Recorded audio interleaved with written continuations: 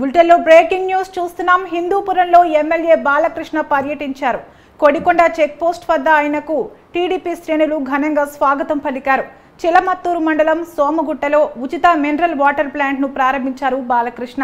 ఉచిత mineral water plant ను ఏర్పాటు చేస్తామని ఎన్నికల్లో ప్రజలకు హామీ ఇచ్చిన బాలకృష్ణ 2 నెలల గడవక ముందే వాటర్ ప్లాంట్ ప్రారంభించారు.